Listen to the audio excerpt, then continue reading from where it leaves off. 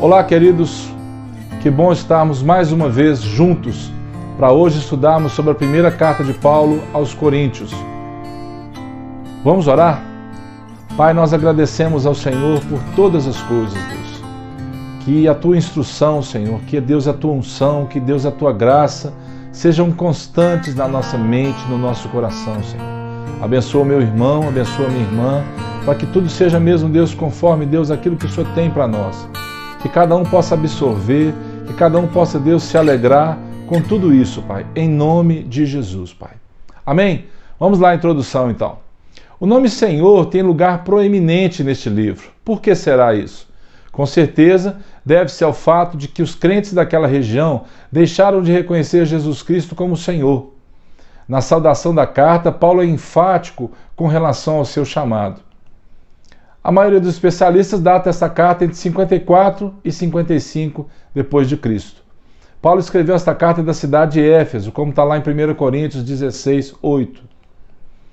Olha só, Paulo, chamado pela vontade de Deus para ser apóstolo de Jesus Cristo, e o irmão Sóstenes, a igreja de Deus que está em Corinto, aos santificados em Cristo Jesus, chamados para ser santos, com todos os que em todo lugar invocam o nome de nosso Senhor Jesus Cristo, Senhor deles e nosso. Graças a vós outros e paz da parte de Deus nosso Pai e do Senhor Jesus Cristo. Paulo escreve para ajudar a igreja que passa por condições lamentáveis, pois crenças e práticas variadas de vulgaridade e divisões estavam afetando a vida dos cristãos como um todo. Uma cidade de pecados excessivos, incentivados e promovidos pelos próprios dirigentes da cidade. Olha o que Paulo fala em 1 Coríntios, capítulo 1. Rogo-vos, irmãos, pelo nome de nosso Senhor Jesus Cristo, que faleis todos a mesma coisa, e que não haja entre vós divisões. Antes, sejais inteiramente unidos na mesma disposição mental e no mesmo parecer. A grande cidade de Corinto. Esta carta nos mostra uma janela pela qual podemos ver uma cidade rica, um centro comercial que tinha um porto importante e pelo qual passavam muitos estrangeiros. Sua importância era potencializada por estar na rota marítima entre o Oriente e o Ocidente. Colônia romana, era uma das maiores cidades do Império, perdendo apenas para Roma, Alexandria e Antioquia. Possuía em torno de 300 mil habitantes. Povos variados habitavam aquela cidade, por isso a imoralidade e a adoração a vários deuses era muito comum. As influências vinham de fora para a cidade. E ali, como eles tinham que passar por causa da rota comercial, eles traziam cada um o seu Deus, a sua divindade, o seu culto, a sua adoração, e instauravam na cidade, trazendo uma grande confusão. E Paulo vem escrever essa carta para realmente ajudar os crentes daquela igreja a não se influenciarem com essas coisas. A loucura da cruz. O cristianismo era visto por muitos como uma heresia do judaísmo. Para alguns, um homem morrendo numa cruz não parecia muito um salvador. Não se parecia com aquele que viria da parte de Deus. Muitos pensavam nisso. O apóstolo, por volta de seus 50 anos de idade, escreve para ajudar então aquelas pessoas a entender quem era o Cristo. Olha o que ele diz. Por que não me enviou Cristo para batizar, mas para pregar o Evangelho, não com sabedoria de palavra, para que se não anule a cruz de Cristo? Certamente, a palavra da cruz é loucura para os que se perdem, mas para nós que somos salvos, poder de Deus. E ele continua dizendo, mas nós pregamos a Cristo crucificado, escândalo para os judeus, loucura para os gentios, mas para os que foram chamados, tanto judeus como gregos, pregamos a Cristo, poder de Deus e sabedoria de Deus, porque a loucura de Deus é mais sábia do que os homens, e a fraqueza de Deus é mais forte do que os homens. Continuando. Porque decidi nada saber entre vós, senão a Jesus Cristo, e este crucificado. E foi em fraqueza, temor e grande tremor que eu estive entre vós. A divisão no meio do povo, amados. As disputas davam-se principalmente pela falta de referência no caráter daqueles líderes religiosos. Uma igreja de contrastes, falta de regras, adoração a Afrodite, chamada de deusa do sexo, da fertilidade, do amor, e suas prostitutas cultuais deixavam o povo longe dos princípios divinos. Era uma mistura muito grande, e as divisões começaram a acontecer. E Paulo vai dizer mais na frente que é bom que haja divisão entre vocês, para que se manifestem aqueles que realmente são filhos da luz. Você já foi em alguma reunião onde houve uma divisão no assunto, uma divisão no ponto de vista? O que isso ocasionou para a maioria das pessoas? Um desconforto. Mas se você tiver sabedoria de Deus, no meio dessas discussões, você vai entender aqueles que procedem de Deus, que pensam segundo Jesus pensaria, e os que não fazem isso. Então passe a observar isso. Olha Paulo em Coríntios capítulo 3. Eu, porém, irmãos, não vos pude falar como a espirituais, e sim como a carnais, como a crianças em Cristo.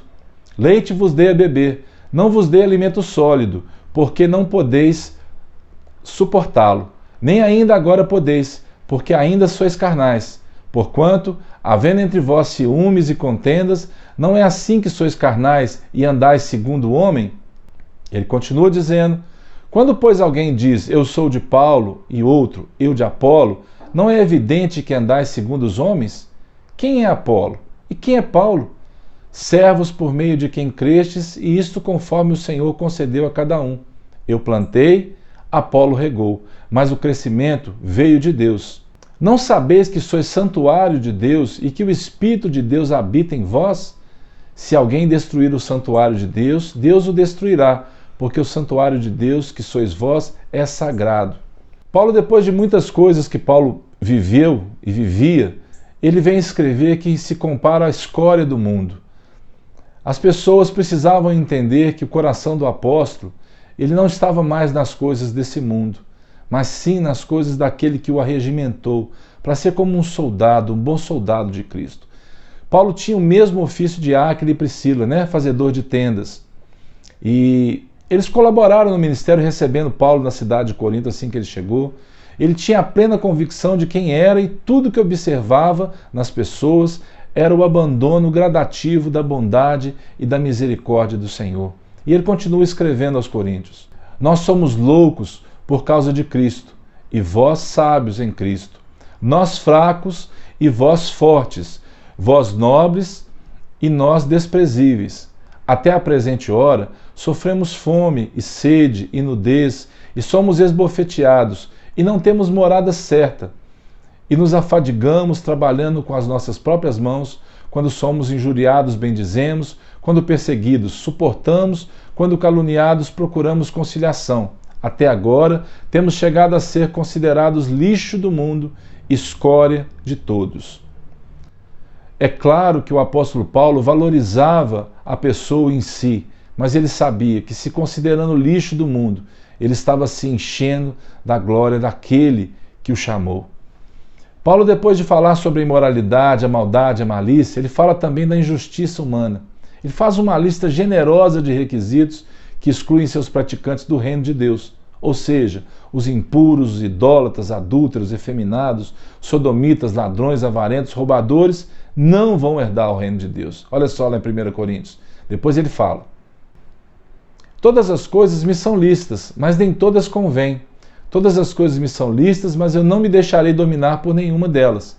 E mais à frente, no capítulo 10, ele diz assim: todas as coisas são lícitas, mas nem todas convêm. Todas são lícitas, mas nem todas edificam. Chegamos ao capítulo 7 da carta de Coríntios. O capítulo 7 é dedicado às respostas acerca do casamento. Depois você pode pegar e ler as minúcias daquilo que Paulo deixou para nós. Paulo é enfático com relação ao modo que as pessoas lidavam com o casamento, a ponto de perguntar no versículo 15 do capítulo 6, não sabeis que os vossos corpos são membros de Cristo? Se nós somos templo do Espírito Santo, os nossos corpos são membros de Cristo. Como nós temos que lidar com isso, com o casamento? É o que Paulo explica. É o que Paulo deixa para nós, esse recado para tanto os homens como as mulheres, procurarem ser realmente templo aonde habita o Santo Espírito de Deus. Ele continua dizendo: porque o marido incrédulo é santificado no convívio da esposa, e a esposa incrédula é santificada no convívio do marido crente. De outra sorte, os vossos filhos seriam impuros, porém agora são santos. Meu Deus, como Deus é bom! como Deus é misericordioso, porque em tudo isso Deus não está preocupado como é o casamento em si, os detalhes das coisas, mas na santificação, tanto de um como de outro e dos filhos. Observe isso. O sacrifício aos ídolos era comum naquele lugar. E Paulo vem também enfaticamente dizer o que ele pensava. Olha só. Não é comida que nos recomendará a Deus, pois nada perderemos se não comermos, e nada ganharemos se comermos. Vede, porém, que esta vossa liberdade não venha de algum modo a ser tropeço para os fracos. Olha mais à frente. E por isso, se a comida serve de escândalo a meu irmão, nunca mais comerei carne, para que não venha a escandalizá-lo. Em seu desejo interno de ajudar e exortar aqueles crentes da cidade de Corinto, Paulo demonstra sua convicção mais uma vez, falando sobre o seu chamado e o seu viver na dependência do Evangelho. Ele trocou sua liberdade por algo muito mais sublime e profundo. Se anuncio o Evangelho, não tenho de que me gloriar, pois sobre mim pesa essa obrigação, porque ai de mim se não pregar o Evangelho. E continua dizendo, e se o faço de livre vontade, tenho galardão, mas se constrangido é então a responsabilidade de despenseiro que me está confiada. Nesse caso, qual é o meu galardão? É que evangelizando proponha de graça o Evangelho, para não me valer do direito que ele me dá. E continua, porque sendo livre de todos, fiz-me escravo de todos, a fim de ganhar o maior número possível. Fiz-me fraco para com os fracos, com o fim de ganhar os fracos. Fiz-me tudo para com todos, com o fim de, por todos os modos, salvar alguns. Tudo faço por causa do Evangelho, com o fim de me tornar cooperador com ele. Paulo sabia quem ele era. Paulo sabia para que ele tinha sido chamado. As coisas que ele viveu, as coisas que ele muitas vezes sentiu. Ele muitas vezes não escreveu, mas ele deixa para nós algumas coisas bem claras para esse conhecimento de quem era o verdadeiro apóstolo Paulo. Um homem que era capaz de sentir também a fraqueza da sua carne, mas entender que o pecado veio para dominar a carne, mas Cristo veio para nos trazer vida. E ele vem falar sobre essa liberdade cristã no capítulo 10. Olha só. Não vos torneis causa de tropeço nem para judeus, nem para gentios, nem tampouco para a igreja de Deus, assim como também eu procuro em tudo ser agradável a todos, não buscando o meu próprio interesse, mas o de muitos, para que sejam salvos. O tempo todo ele pensava na salvação daquelas pessoas. E ele vem falar sobre a ceia, um dos momentos que o Senhor deixou para nós, para que nós lembrássemos, fizéssemos isso sempre em memória dele. Ele diz lá no capítulo 11, por semelhante modo, depois de haver ceado, tomou também o cálice, dizendo, este cálice é a nova aliança no meu sangue. Fazei isso todas as vezes que beberdes em memória de mim. Porque todas as vezes que comerdes este pão e beberdes o cálice, anunciais a morte do Senhor até que ele venha. Que maravilha, irmãos. Paulo deixou para nós escrito esse momento registrado em que sempre vamos lembrar daquilo que o Senhor fez por nós. O pão, o sangue, para que nós lembrássemos do corpo, do sangue, a vida do Senhor derramada por nós naquela cruz. Faça isso sempre que você puder. Celebre a ceia do Senhor com a sua família, na sua casa, e lembre mesmo aquilo que você pode fazer hoje ainda, anunciar às pessoas o Evangelho de Cristo. Ele deixou para nós escrito sobre os dons espirituais. Depois você pega e vai ler os detalhes disso que ele deixou. Palavra de sabedoria, de conhecimento, o dom da fé, o dom de curar, operação de milagres, a profecia, discernimento de espírito, variedade de línguas, interpretação de línguas, né? Olha o que ele diz no capítulo 12. Ora, os dons são diversos, mas o Espírito é o mesmo. E também há diversidade nos serviços, mas o Senhor é o mesmo. E há diversidade nas realizações, mas o mesmo Deus é quem opera tudo em todos. A manifestação do Espírito é concedida a cada um visando a um fim proveitoso. Ele vem falar agora sobre o amor. Qual seria então este caminho sobremodo excelente ao qual o apóstolo dos gentios se refere? Seria aquele que eu aguardava desde os tempos da fundação do mundo, como ele escreve aos Efésios, ou o amor encontrado na estrada de Damasco? Preparando essa aula, eu me perguntei isso. Qual era esse amor que ele fala? Eu passo a falar sobre um caminho sobremodo excelente. Se não tiver amor, que eu vou ser se eu não tiver amor? Nada posso fazer. Que amor seria esse? Da conversão, quando ele teve esse entendimento do amor de Deus desde a fundação do mundo. Paulo fala agora sobre a fé, a esperança e o amor.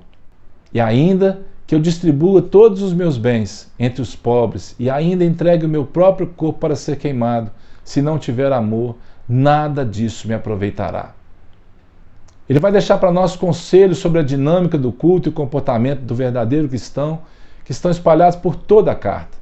Agora, no capítulo 15, Paulo lembra a todos o que mudou sua vida. Ele fala também sobre a ressurreição de Cristo e a vitória de seus eleitos. Tragada foi a morte pela vitória. Onde está, ó morte, a tua vitória? Onde está, ó morte, o teu aguilhão? O aguilhão da morte é o pecado, e a força do pecado é a lei. Graças a Deus que nos dá a vitória por intermédio de nosso Senhor Jesus Cristo. Antes de tudo vos entreguei o que também recebi. O quê? Que Cristo morreu pelos nossos pecados, segundo as Escrituras, que foi sepultado e ressuscitou ao terceiro dia, segundo as Escrituras, e apareceu a Cefas e depois aos 12.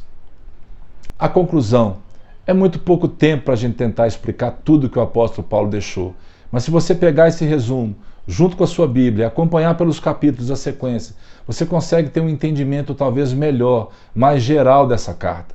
Paulo fala sobre as ofertas aos necessitados e finaliza com a saudação e recomendação aos seus amados cooperadores. Ele diz assim: portanto, meus amados irmãos, sede firmes, inabaláveis e sempre abundantes na obra do Senhor, sabendo que no Senhor o vosso trabalho não é vão. Sede vigilantes, permanecei firmes na fé, portai-vos varonilmente, fortalecei-vos, todos os vossos atos sejam feitos com amor. E não poderia deixar de falar sobre o que ele deixa para nós em 1 Coríntios capítulo 2.